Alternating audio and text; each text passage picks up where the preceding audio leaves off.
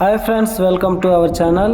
మీరు ర్యాంప్ ఇంటి ముందున్న ర్యాంప్ సెల్లర్ కింద ఎక్కడానికి ఏజ్డ్ పర్సన్స్ ఇబ్బంది పడుతున్నారా? ర్యాంప్ స్లోప్ ఎక్కువగా ఉందా? ఎక్కేటప్పుడు దిగేటప్పుడు జారిపోయి పడిపోతామనే భయం వేస్తుందా?